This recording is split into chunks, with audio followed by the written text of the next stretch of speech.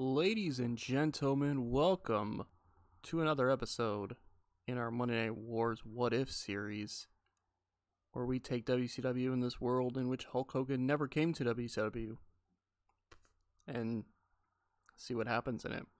If you have missed any of the previous episodes, you can definitely click on the link that should have showed up right here at the beginning to go back and watch the entire playthrough, playlist, whatever you want to call it.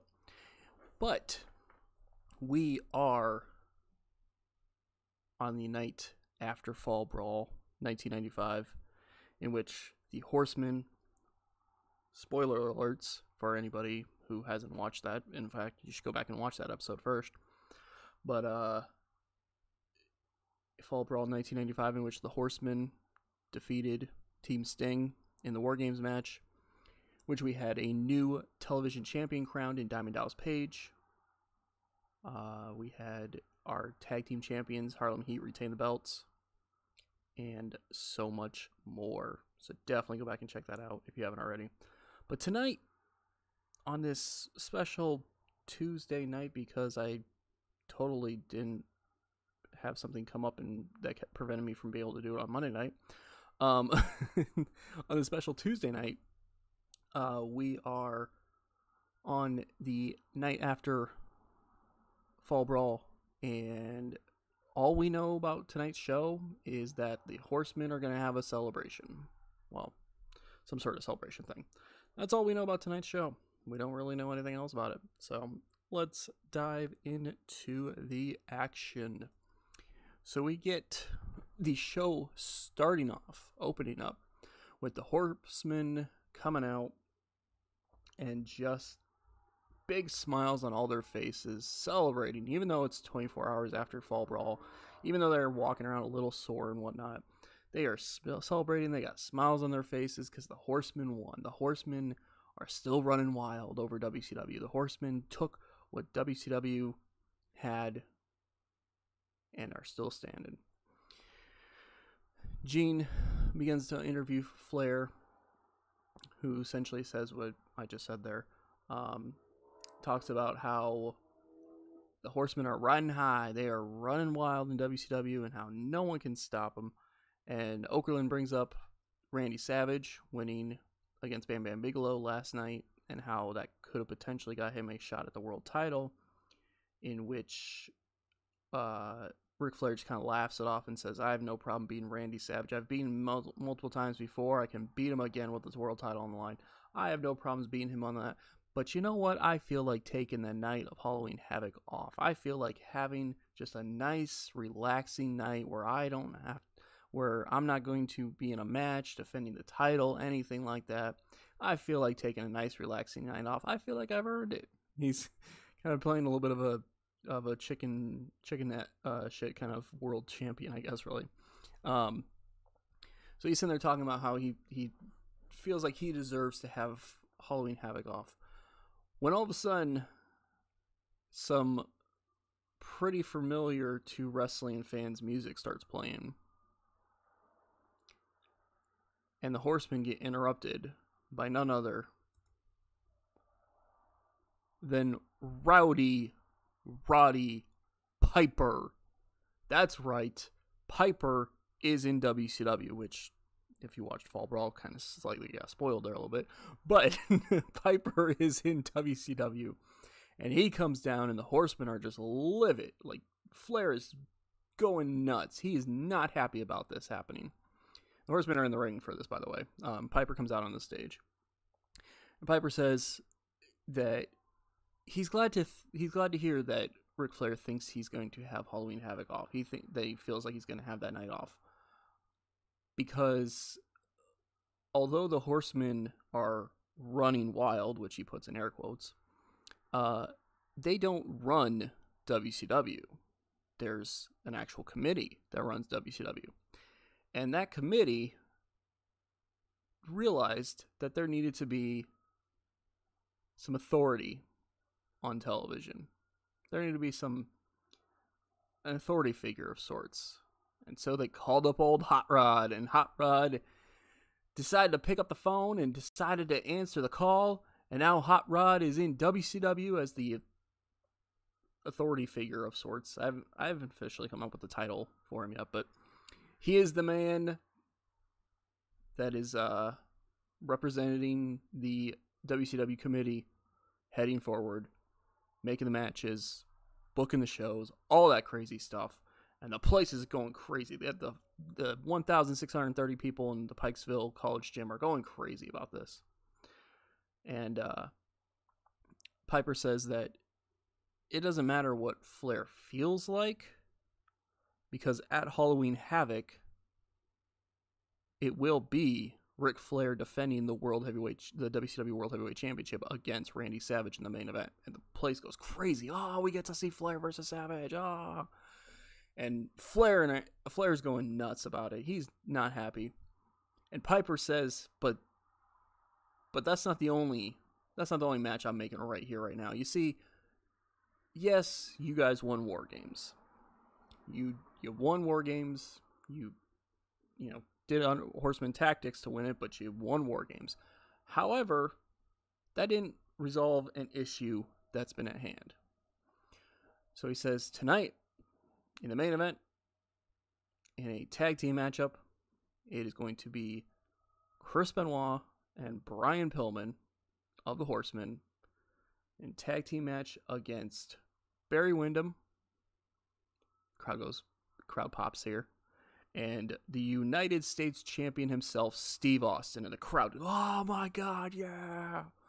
So the main event of Nitro here tonight is Steve Austin and Barry Windham against Brian Pillman and Chris Benoit. And the Horsemen are livid. They expected this to be a celebration night. They expected this to be an easy night for him. And not only does Flair find out that he has to defend the world title at Halloween Havoc, but now we got Pillman and Benoit in the main event of tonight's show. Apologize for that. So yeah, Piper is here. He's running the show in WCW. We'll have to see what that means heading forward. After that, in an exceptional matchup, Cactus Jack defeats John Tenta in 6:15 by pinfall to double arm DDT. This match got the commentators mentioned it. I apologize if you hear cars going by outside. I have my window open and they're being very loud right now. Anyway, the commentators mentioned that Cactus Jack wanted to take on John Tenta tonight because he wants to prepare. He knows that at some point in the near future he's going to have to go up against this giant, and so he wants to prepare for it. So he's going to take on all these big men, these larger men, these men that are bigger than even him, because he knows that at some point he's going to have to go up against a giant. So he wants to prepare himself for it. So he takes on John Tenta here tonight, defeats him in 6:15 by pinfall to double arm DDT. Good rating for the match up there, for sure. Debuted a comeback spot that got the crowd buzzing, of course. By the way, Taskmaster came out partway through that match and was watching from the stage, which leads to this, where Taskmaster fake applauds Cactus Jack for his performance and says that although Cactus Jack got the victory at Fall Brawl, the destruction of Cactus is to come, because at Halloween Havoc he is challenging Cactus Jack for a match against the Giant. So it seems like Cactus Jack does not have many weeks to prepare for an encounter with the Giant, because as of right now, the challenge has been issued. Now, this doesn't mean that Cactus is accepting it, but the challenge has been issued for Cactus Jack versus the Giant at Halloween Havoc. We will have to see what happens with that. We move on from that to Randy Savage. He's out on the stage, that is, with Gene Okerlund. Has a promo about how he was able to defeat Bam Bam Bigelow at Fall Brawl last night, and how he's glad to hear that Roddy Piper was smart enough and had the strength and courage enough, I guess, or whatever. He basically said he's proud of Piper standing up to the Horsemen and making this match happen. And so he kind of talks about how he's had his history, his on again, off again history with Ric Flair, and how he plans to make sure that he goes into Halloween Havoc at full strength. Doesn't matter about how many people are Horsemen are around at ringside for it, because he plans on going in and defeating Ric Flair and becoming the WCW World Heavyweight Champion once again. So nice promo from Randy Savage, kind of hyping that up, as we will have to see what that means heading forward. After that, we get a tag team matchup in which Vader and Bam Bam, speaking of Bam Bam, Vader and Bam Bam defeat Stars and Stripes in 619 when Bam Bam pins the Patriot with a diving headbutt. I don't want to say a squash, but it was kind of a dominant performance. Vader and Bam Bam, you know, they both had their separate reasons for just kind of beating up Stars and Stripes in this match. Vader got the victory at Fall Brawl, but he's still looking to dish out more punishment, and so he decided to take it out on these guys. And of course, Bam Bam is very upset that he lost his match at Fall Brawl against Randy Savage. So took it out on Stars and Stripes, got the victory in a little over 6 minutes here. After that, we see a quick little video where backstage the Blue Bloods come across Roddy Piper and are talking to him about getting a rematch for the WCW World Tag Team titles. They feel like they could have won it, but they are making up excuses. Earl Robert Eaton was suffering from the flu last night, and it didn't seem, very fair. It feels like the Blue Bloods should get another shot at the titles, and Piper just kind of sits there, kind of rolls his eyes a little bit, with all the excuses, and says, you know what? He just kind of puts his hand up to stop him. He's like, you know what? I'll think about it. And he walks off. So we'll have to see what that means heading forward. After that, we get a promo from Sting and Lex Luger. They kind of talk about how they're disappointed that they lost at War Games, but that doesn't mean that that's going to stop them from continuing to try to stop the Horsemen in some way. They recognize that Sting recognizes that Randy Savage has the next shot at the World Heavyweight Championship, but that regardless of who wins between Flair and Savage, that he would like to put his name into the running for their shot at that title. And of course, Luger kind of has a little bit of an unsure look on his face, because maybe he wants a shot at the world title, but he kind of supports his friend anyway, because he's his friend. So we'll have to see what that means. I mean, a little bit of uneasiness from Luger, but nonetheless, Sting and Luger, kind of saying that they're not done with the Horsemen by any means, for sure. And then after that, in our main event, that went a little weirdly, but an exceptional matchup. Steve Austin and Barry Windham defeat the Four Horsemen of Brian Pillman and Chris Benoit in 15-24 when Steve Austin pins Chris Benoit with a stunner. Apparently he's doing the stunner at this point. I didn't realize that was his move, but all right. I didn't realize that was his move at this time, but all right. The ending got set up with Arn Anderson trying to interfere and accidentally hitting Benoit instead of Austin, and Austin gets the victory. Faces get the victory.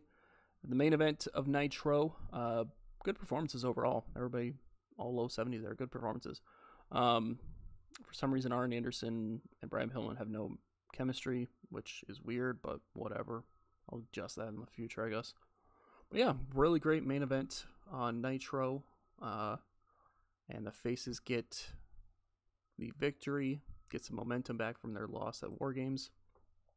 After the match, the faces are celebrating as the Horsemen leave up the ramp. Not only has their celebration completely blown up on them. Not only has Roddy Piper showed up and said that Ric Flair is defending the world title against Savage at Halloween Havoc, but now on top of that, Pillman and Benoit just lost the main event tag match against Austin and Barry Windham, a team that has teamed together, one or two other times, and War Games was one of those times, and so they're not too thrilled right now. But Austin does grab a mic and says that he may have been the one that lost in the War Games, however, but he is still the United States champion, and although that usually makes you the number one contender for the World Heavyweight Championship, he's more than welcome to allow Savage to have the shot at the world title right now, because he has other fish to fry. He wants Pillman in the ring. He wants his revenge on Brian Pillman.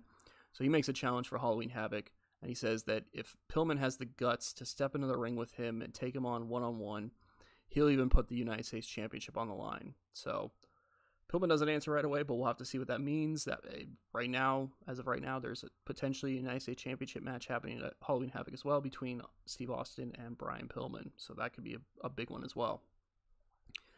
So that is the end of Nitro this week. And Nitro itself gets an 80 overall rating, increasing popularity in 7 regions. Again, I would show you this, but a couple pre-show matches that are happening that I kind of want to keep secret for the time being. So, good stuff for Nitro yet again, as WCW continues to put on these great shows and continues to slowly gain popularity that it would have normally, obviously in the other alternate timeline, WCW would have already had all this popularity because of Hogan, but they continue to put on these great shows that are slowly gaining popularity for them and slowly helping them out. So Nitro so far in the first month is looking really good for WCW. It's looking like it was a really great idea for them to put it on. But can they take on the juggernaut that is WWF? I mean, I went back and looked at their shows over, and they're still beating Monday Night Raw is still beating Nitro by a lot. Monday Night Raw's shows are doing like, the first 4 weeks so far have been doing like upper 80s, lower 90s. WCW hasn't been able to hit that. So WCW can start closing the gap, but if they're going to get anywhere close to WWF's level, they're going to have to do something. But we will have to see how that all plays out in the near future. Nevertheless, I have been CR Daredevil, once again bringing you all the live action on this special Tuesday episode of Monday Nitro. And next week, we will see you on Monday for another episode of Nitro as we build now towards Halloween Havoc. Catch you all next time.